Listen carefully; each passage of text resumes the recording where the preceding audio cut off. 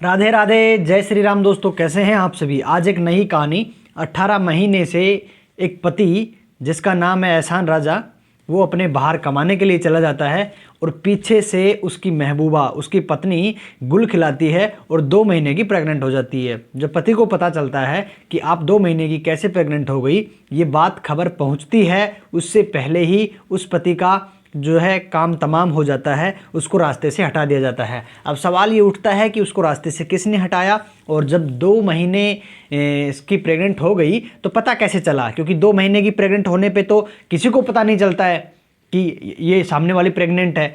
तो इसका भी राज खुला है और बड़ी ही अनोखी कहानी है बिहार के किशनगंज कोचा धामन क्षेत्र की। और आइए इस कहानी के बारे में जानते हैं, कैसे उस बेवफा पत्नी ने अपने पति को धोखा दिया और उस पत्नी ने ही अपने पति को बाहर जाने के लिए प्रेरित किया था। कैसे कैसे उसने एक एक पैड़ियों से सीढ़ी बाई सीढ़ी उस पति को रास्ते से हटाया। नमस्कार, मेरा नाम उमा शंकर है और मैं ऐसी ही घटनाएं आपके लिए लाता रहता हूं। ये कहानियां मैं आपको सिर्फ और सिर्फ एजुकेशन के माध्यम से आपको ये जानकारी देना चाहता हूं, ताकि आप लोग जागरूक हो जाएं।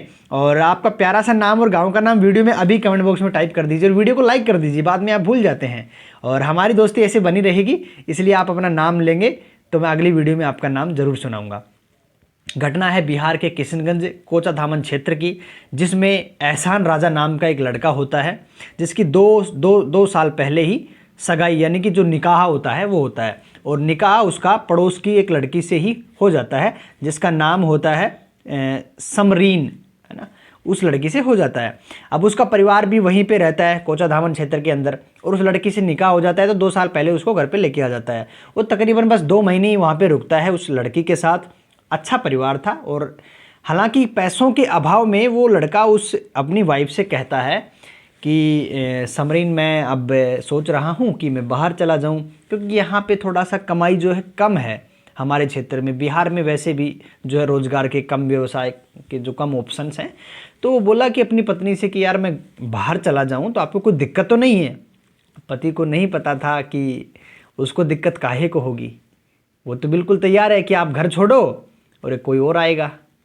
तो वो उसको कहती है कि ठीक है, हमारी आगे की आने वाली ज़िंदगी जो है वो पैसों से ही चलेगी, प्यार व्यार तो होता रहेगा, ठीक है, मैं आप ही के साथ रहूँगी, कोई बात नहीं, अगर आप चाहते हैं तो सऊदी अरब चले जाइए। उसने कहा कि मैं एक बार गया तो सिर्फ 2 साल के लिए, समझ लो आप भूल जाओ, 2 साल बाद ही आऊँगा, क्योंकि विदेश में लगभग वीज़ा जो बनाकर जाते हैं लोग तो 2 साल कम से कम तकरीबन 24 महीने का बनता है, और 24 महीने बाद ही वो कमाने के बाद वापस आते हैं। तो बोले मैं एक बार ही आऊँगा इकट्ठा पैसा लेके, और तब तक आपको रहना पड़ेगा।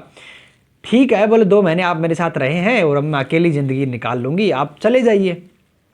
अब पति को सोचा कि यार सपोर्टिव लड़की मिल गई, चाहती तो कह सकती थी कि नहीं मुझे भी लेके चलो, या फिर मेरे साथ ही रहो, यहीं कमाओ, और थोड़ी दिक्कत हो जाती, मेरे को तो बड़ी सपोर्टिव लड़की मिल गई है और मेरा तो परिवार अच्छा चलेगा, इस तरीके की। तो वो बोलेगी आप वहाँ पे कमाई को संभालना और मैं अपने परिवार को संभालूंगी, घर को संभालूंगी, मैं घर चलाती हूँ और आप खर्चा चलाने के लिए कमाई करो। तो ठीक है, पति निकल जाता है। पति को कुछ नहीं पता, अनजान था शादी से पहले भी और शादी के बाद में भी। पति वहाँ से चला जाता है। 18 महीने तक वो काम करता है लगातार, सब कुछ ओके टनाटन चल रहा था, बीच में बात भी होती रहती थी, सब कुछ नॉर्मल। किसी को नहीं पता था कि कुछ दिन बाद एहसान राजा की मौत की तारीख तय हो चुकी है। अब आपको जैसा कि पता है, हाल फिलहाल में ईरान इजराइल का जो आपस में जो युद्ध चल रहा है, पीछे कुछ दिन बीते हुए दिनों में यूक्रेन वगैरह का युद्ध चला था, अभी जो ईरान इजराइल का चल रहा है, ईरान ने जो सऊदी अरब पे हमला कर दिया, दुबई वगैरह पे जो आपस में जो ये युद्ध चल रहा है, इसके बीच में हमारी भारत सरकार ने बाहर विदेशों में रहने वाले जितने भी कमाई करने वाले जो भारतीय लोग हैं उनको वापस बुलाने का आदेश दिया है और उनको सही सलामत वापस ला रही है।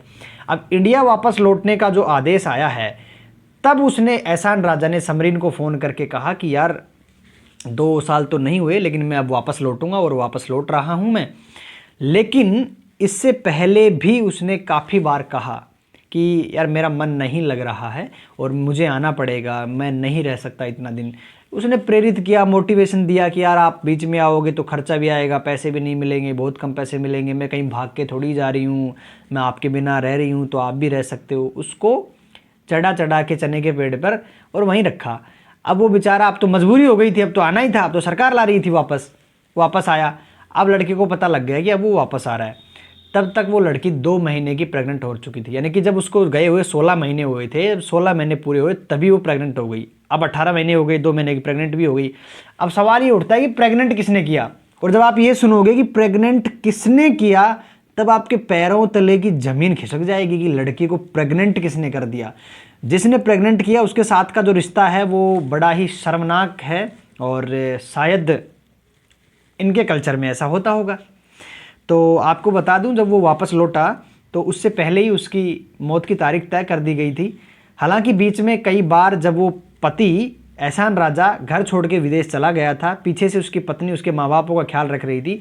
काफ़ी बार उसने शिकायत करी उसके माँ बाप ने कि हमारा ख्याल नहीं रखती है। अक्सर एक लड़का यहाँ पे आता है और ये भी कई बार बाहर जाती है और हमारा भी इतना केयर नहीं करती है, घर पे काम इतना अच्छे से नहीं करती है।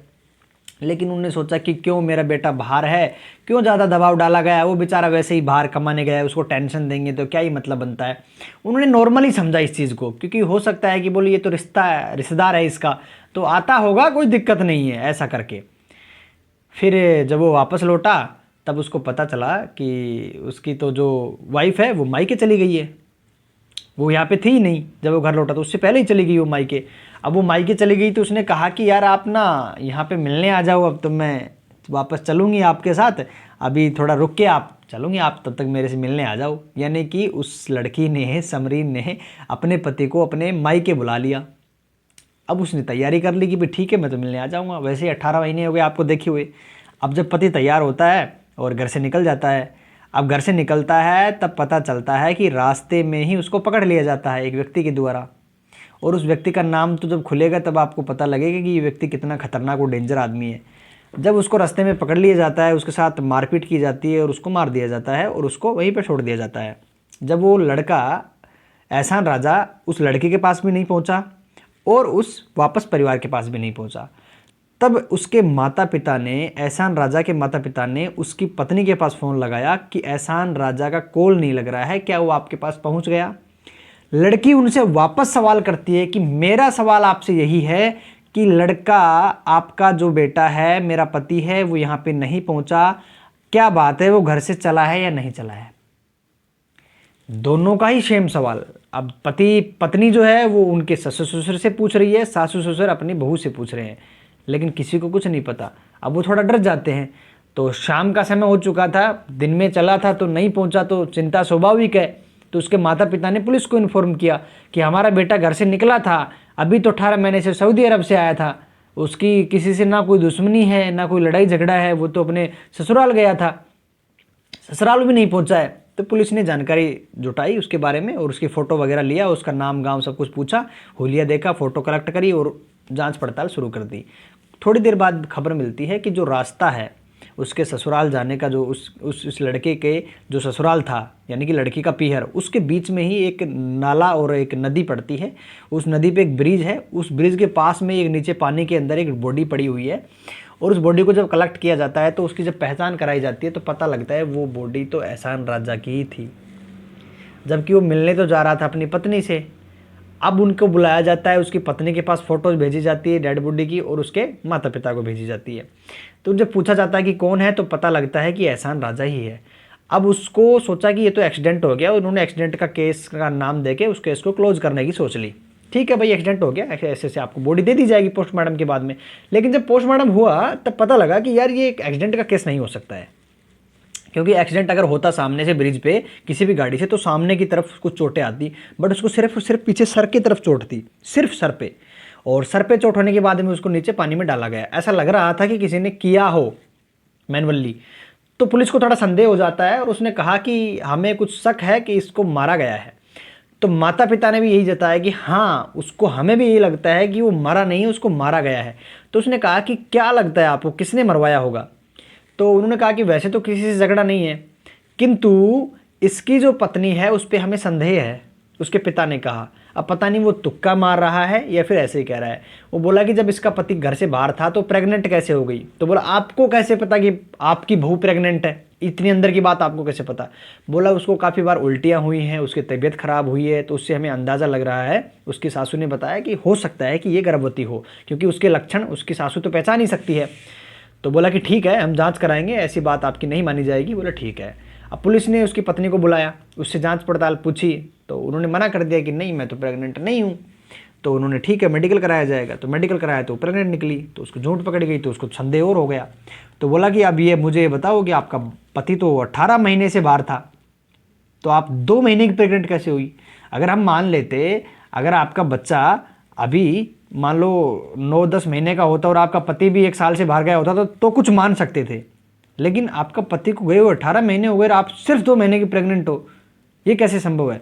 तो उस पर जब ये सवाल उठे तो वो थोड़ा डर गई और उसके पास कुछ उपाय नहीं बचा। बोले नहीं, उसने मुझे मिलने बुलाया तो उसकी चली नहीं, बोले ऐसे नहीं चलेगा, तुम या तो बता दो या फिर तुम वैसे पकड़ी जाओगे। जब CDR निकालेंगे तुम्हारी किससे बात होती है किससे नहीं होती है, तब तुम बताओगी सारी चीज़, फिर तुमको और ज़्यादा सज़ा मिलेगी, ऐसा उनको धमकाया। लड़की सोची कि अब तो चाल ही नहीं है, तो उसने बताया कि हाँ, मेरा चचेरा भाई।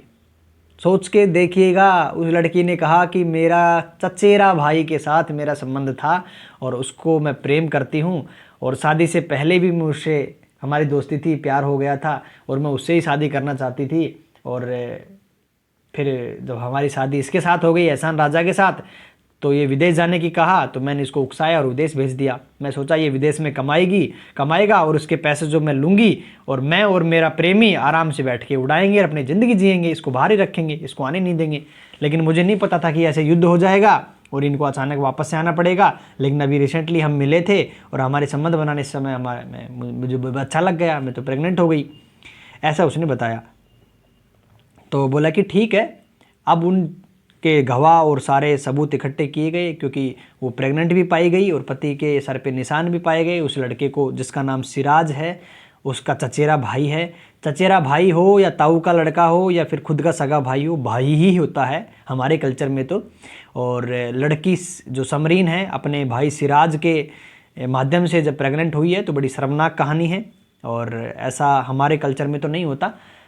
लेकिन फिर भी ऐसा आजकल ये घटनाएं आ रही हैं, ये जो अफेयर के मामले चले हैं, ये कुछ अक्सर ऐसे ही हैं, इनमें सारे रिश्ते भूल जाए जाते हैं। लेकिन इनको 4 दिन की कस्टडी में रख के और जो है न्यायिक विभाग में प्रस्तुत किया गया है और इनको जो है जेल हो चुकी है।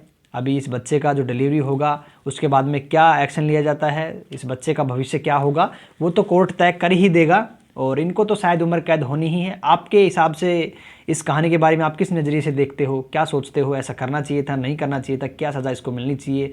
क्या ऐसे पति को घर से बाहर जाना चाहिए या नहीं जाना चाहिए? आपका पॉइंट ऑफ व्यू मैं जानना चाहता हूँ। आप ज़रूर कमेंट बॉक्स में कमेंट कीजिएगा। वीडियो लाइक करना नहीं भूलें।